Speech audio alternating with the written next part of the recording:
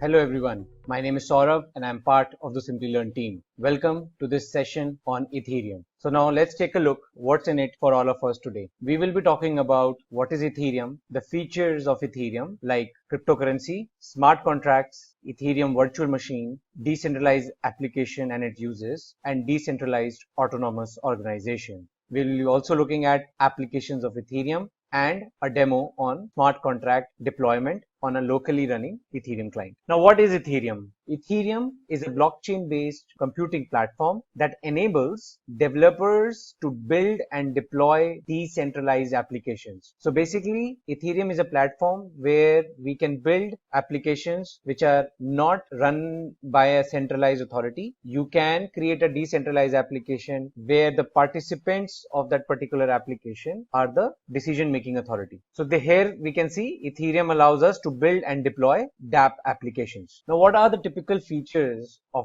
Ethereum? Ethereum allows you to use its own cryptocurrency called ETH. It allows development and deployment of smart contracts. It provides you the underlying technology, the architecture, the software which understands smart contracts and allow you to interact with it, which is called Ethereum virtual machine. Then it allows eventually to create consolidated applications called decentralized applications, and also it allows you to create decentralized autonomous organization. Now let's talk about Ethereum cryptocurrency. ETH is a cryptocurrency that runs on Ethereum network. Basically, it is the fuel which is running the Ethereum network. It is used to pay for the computational resources and the transaction fees for any transaction to be executed on a Ethereum network. Like Bitcoin, Ether is also a peer-to-peer currency. Apart from paying for transaction, Ether is also used to buy gas, which is used to pay for computation of any transaction you make on a Ethereum network. Also, if you have to deploy a contract on Ethereum network, you will need gas and you would have to pay for that gas in ethers. So gas is the execution fee paid by a user for running a transaction in Ethereum. Ether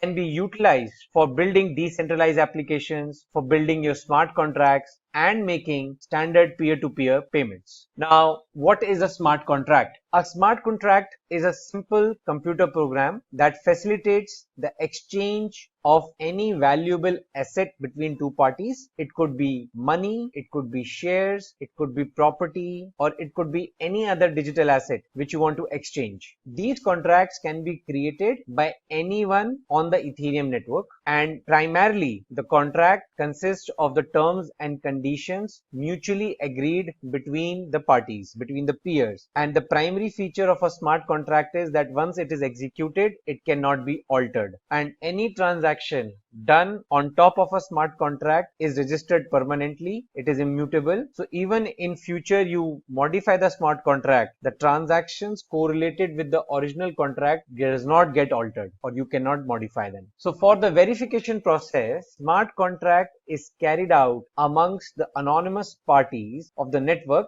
without the need of a centralized authority. And that's what makes any smart contract execution on Ethereum a decentralized execution. It provides the transfer of any asset or currency in a transparent and a trustworthy manner. As the two entities are totally unaware, their identity is secure on the Ethereum network. Though the transactions once successfully done, the accounts of the sender and receiver are updated accordingly, and thereby it generates a trust between the parties who are transacting using the Ethereum network. Now, what happens in traditional system of contract? In traditional systems of contract, you sign an agreement, then you trust a third party, hire a third party for execution. Now, the problem is that in such an engagement, the data tampering is possible. Now, if we talk about the new smart contract, the agreement is coded in a program. Now, result is not verified by a centralized authority. It is verified by the participants on Ethereum based blockchain network. Now, once a contract is executed, the transaction is registered and it cannot be altered or tampered. So it removes the risk of any data manipulation or alteration. Now let's take another example where Jack has given a contract of $500 to Elsa for developing his company's website. Now the developers code the agreement of smart contract using Ethereum's programming language. Now the smart contract has all the conditions, the requirements for building the website. Once the code is written, it is uploaded and deployed on the Ethereum EVM virtual machine. EVM is a runtime compiler to execute your smart contract. Once the code is deployed on the EVM, every participant on the network has a copy of the contract now. Now when Elsa submits the work on Ethereum for evaluation, each node on the Ethereum network will evaluate and confirm whether the result given by Elsa is done as per the coding requirements. And once approved and verified, the contract worth $500 will be self-executed and the payment will be paid to Elsa in Ethers. So John's account, the person who had gone into a contract, his account will be automatically debited and Elsa will be credited with $500 in Ether denomination. Here we will now take a look.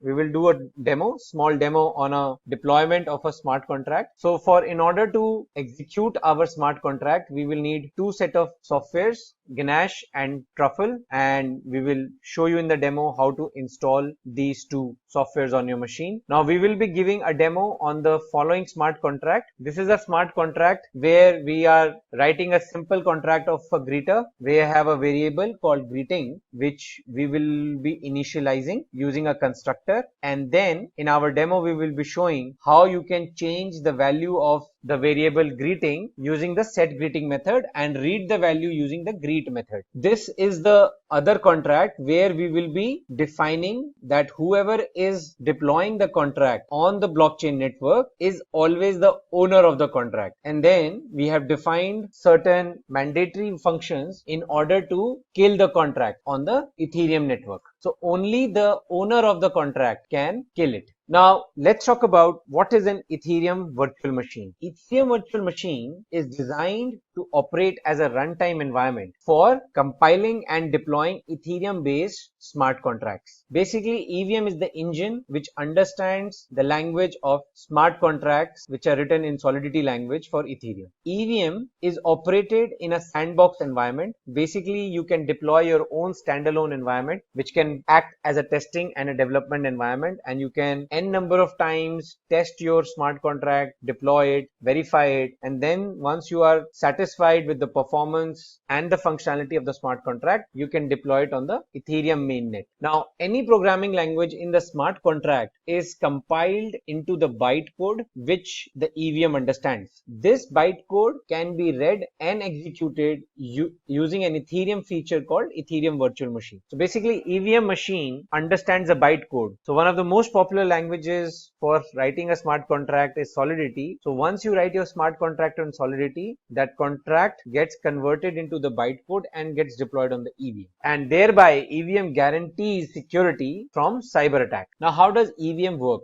So suppose A wants to pay B 10 ethers. The transaction will be sent to the EVM using a smart contract for a funds transfer from A to B. Now, in order to validate the transaction, the Ethereum network will perform the proof of work consensus algorithm. The miner nodes on the Ethereum will validate this transaction, whether the identity of A exists or not. A has the relevant amount of balance to transfer 10 ether to B and will validate the transaction. Once validated, the ether will be debited from A's wallet and will be credited to B's wallet. And during this course, the miners will charge a fees in order to validate this transaction and will earn a reward. Now, all the nodes on Ethereum network execute smart contract using their respective EVMs. Now, how does proof of work works? Every node in the Ethereum network has the entire history of all the transactions, the entire chain. It has the history of smart contract,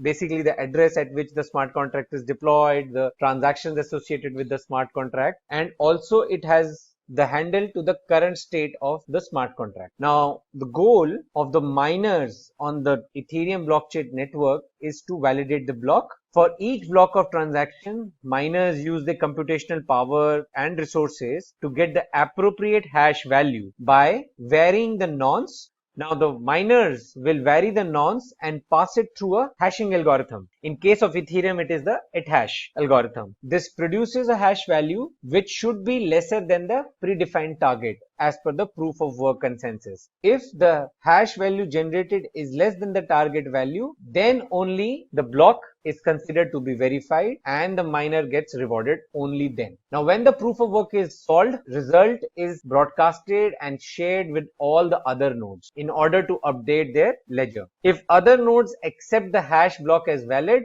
then the block gets added to the Ethereum mainnet blockchain. And as a result, the miner receives a reward which as of today stands at 3 ether, plus the miner receives the transaction fees which has been generated for verifying the block. All the transactions which are aggregated in the block, the cumulative transaction fees associated with all the transactions is also rewarded to the miner. Now let's understand the concept of gas. Now Ethereum virtual machine has a concept of gas, and why do we need it? So like we need fuel to run car, in the same way in order to run application on Ethereum network we need gas. Now what is gas? To perform any transaction on Ethereum network, a user has to make a payment, has to shell out ethers in order to get the execution done, the transaction done, and the intermediary monetary value is called as gas. On Ethereum network, gas is a unit that measures the computational power required to run a smart contract or a transaction. So if you have to do a transaction which is updating the blockchain, you would have to shell out gas, and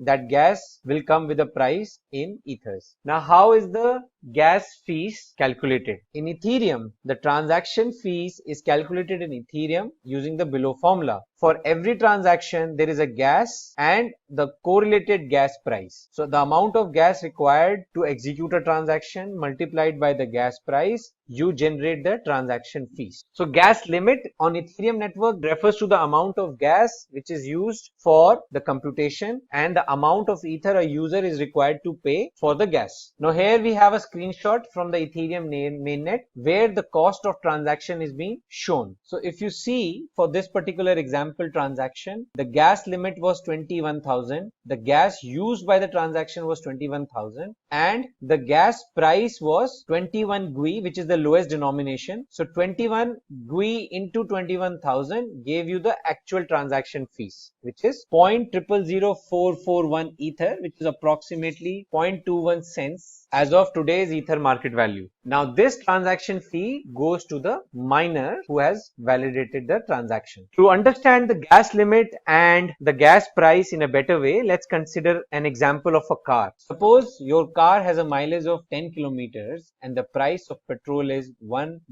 per liter. Then driving a car for 50 kilometers will cost you 5 liters of petrol, which will be worth $5. Similarly, to perform an operation or to run a code on Ethereum, you need to spend certain amount of gas like the petrol, where each gas has a per unit price called gas price. Now if a user provides less amount of gas to run a particular operation, then the process will fail and the user will be given a message of out of gas. And GUI is the lowest denomination of ether which is used for measuring unit of a gas price. Now how is Ethereum's mining different from Bitcoin mining? The hashing algorithm is the primary difference. The Bitcoin uses SHA-256, Ethereum uses ethash. The average time taken on Bitcoin for mining a block is 10 minutes, whereas in Ethereum it is 12 to 15 seconds. As of today, the mining reward for Bitcoin is 12.5 BTC, but for Ethereum it is 3 ethers plus the transaction fee, the accumulated transaction fee for all the transactions for a block.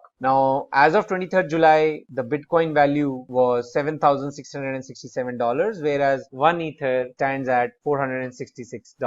Now here we have a screenshot of an Ethereum reward which has been given to the miner of the block. Now as you can see, here is the breakup of the reward: 3 ethers plus the total accumulated transaction fee of all the underlying transactions in this block, which is 0.0666 ethers. Now What is a decentralized application? Now let's compare it with our traditional applications, our traditional websites which are currently running. So for example, when you log into Twitter, a web application gets displayed which is rendered using an HTML page. Now the page will call an API to access your personal data, your information which is centrally hosted. Now it's a simple process. The front end executes a backend API and the API goes and fetches the information from a centralized DB. Now if we transform this application into a decentralized application, then now when you will log in, the same web application will get rendered, but it will be calling a smart contract based API to fetch the information from the blockchain network. So the API gets replaced with the smart contract interface, and the smart contract will fetch the information from the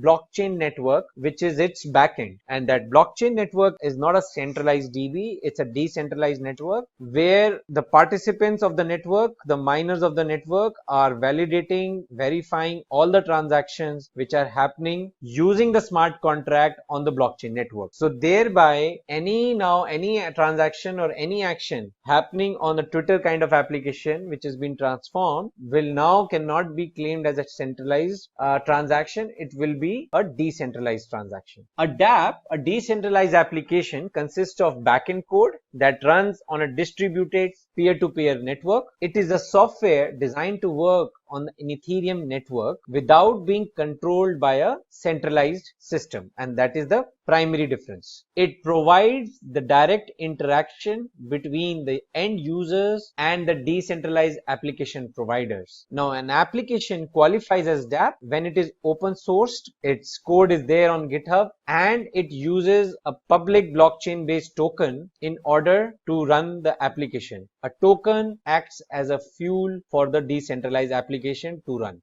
DApp allows the backend code and data to be decentralized, and that is the primary architecture of any DApp. Now let's discuss what are decentralized autonomous organizations. DAOs is a digital organization that wants to operate without any need of a hierarchical management. It wants to operate in a decentralized and a democratized fashion. So basically a DAO is an organization where the decision making should not be in the hands of a centralized authority, but it should be in the hands of certain designated authorities or a group of designated people as a part of authority. It exists on a blockchain network where it is governed by the protocols embedded in a smart contract, and thereby they rely on a smart contract for decision making. All the business decisions are driven by the smart contracts, or we can say a decentralized voting system within the organization. So any organizational decision before being taken has to go through the voting system which is running on a decentralized application. So how it works? People add funds to the DAO because DAO requires funding in order to execute and take decisions.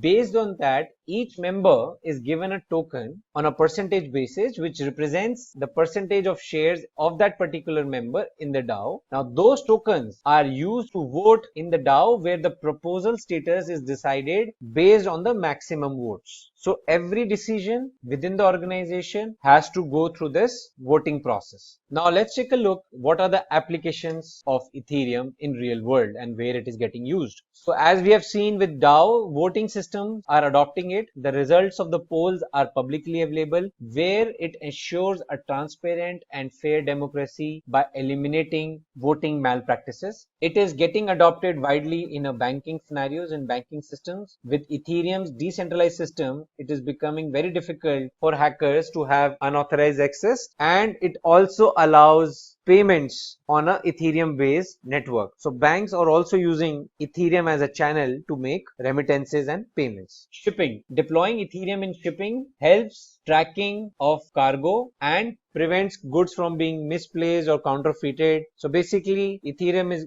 providing you a provenance and tracking framework for any kind of asset required in a typical supply chain. Now with Ethereum's smart contract, agreements can be maintained and executed without any alteration. So any industry which has fragmented participants is subject to disputes and which requires and digital contracts to be present, then Ethereum can definitely be used as a technology for developing your smart contract and digitally recording the agreements and the transactions based on those agreements. So let's get started. For a demo, on how to deploy an Ethereum smart contract locally.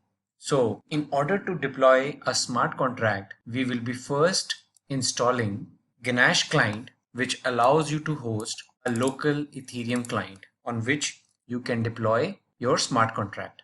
So as we are working on the Windows environment, when we are downloading the Ganache setup, we can also download Node in order to install Truffle on our machines. Now, as the node has been downloaded, we will install Node.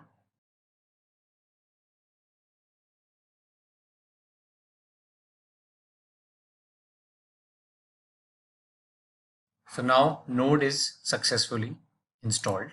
Now we are going to install Ganache locally.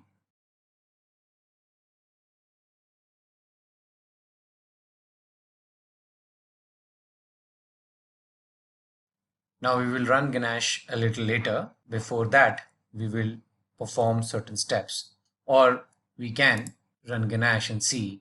So once Ganache is up and running, I'll show you the interface, how it looks. So when Ganache is brought up, it automatically creates 10 accounts with pre-funded balance of 100 ethers. It is running on localhost port number 7545. Now, as you see, there is no transaction or anything which has currently happened. So the current block is 0, which is the Genesis block. There are no transactions and there are no blocks as of now. So there are no transactions and blocks which have been generated. So using this Ganache client, now we will be deploying our Greeter contract. Now, as we have installed Node, we will be installing Truffle. Truffle is the utility which allows us to compile and deploy Ethereum contracts. Okay, now once Truffle is installed, we need to create a directory called Greeter. Now we need to run the command truffle. Now once we run this command, Truffle by default creates a package structure which has 3 folders called contracts, migrations, test, truffle.js and truffle config. Now we will be writing our smart contract called greeter.sol and we will compile and deploy. Basically, our greeter.sol will be under contracts folder and we can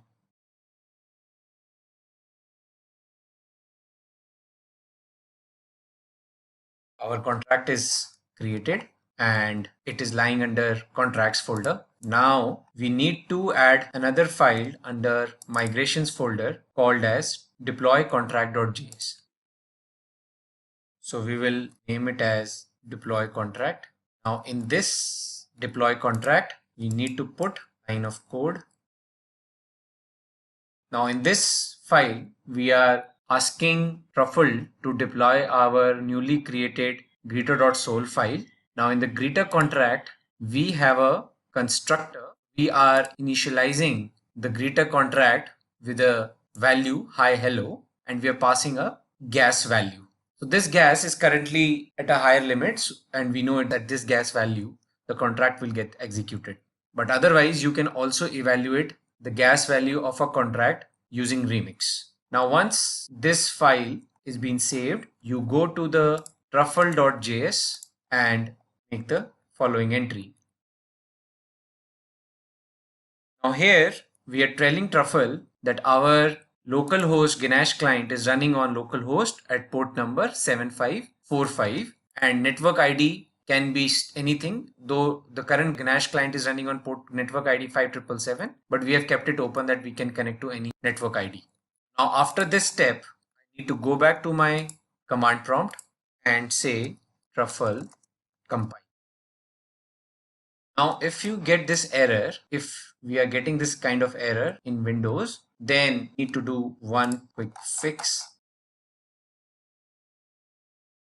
We need to go to the users directory and rename truffle.cmd to truff. So I'll go to my C drive users update roaming him just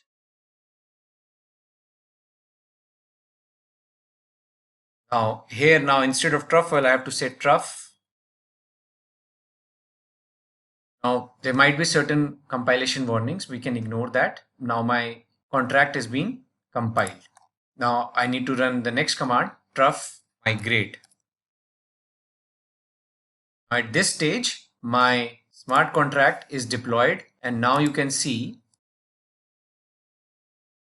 this is the step. This is the place where the contract has been called, and this is the transaction where the default value of my variable greeter has been set to hi hello. So we will see. Now I need to run command truff console to interact with my contract. Now as on my truff console, I can check at what address is my contract deployed. So my contract is deployed at address 0x37, which matches with the address 0x373. Now I need to check the default value which I had set while deploying my contract. So this is my value, hi hello. Now I can change the value to something else, because in my greeter contract I have a method called setGreeting. Now when I'll be performing this action, a new block will get generated and the block count will increase from 4 to 5 because I'm making a change on the blockchain. As you can see now, a new transaction has been created. This was the gas used. This is the default gas price in Ganache, and block number 5 is being mined. Now I can reread the value of the variable. Now it will return me the latest value, which is change greet value. So this demonstrates how to use a Solidity contract, how to compile it, deploy it on a locally running blockchain network. You can connect multiple nodes to this Ganache client, and all the nodes should be running on the same network ID, should have the same network ID, but they can be running on a different machine. So here we can see all the other details, the block, the transactions which have happened. If I perform the action again, block number 6 has been generated, has another transaction associated with it, and I can get the latest value. So what are the key takeaways for today? We understood about Ethereum, the features of Ethereum, different applications of Ethereum, and what is a smart contract. I hope you had a great learning session, and I'll meet you in the next session. Thank you. Hi there, if you like this video, subscribe to the Simplilearn YouTube channel and click here to watch similar videos. To nerd up and get certified, click here.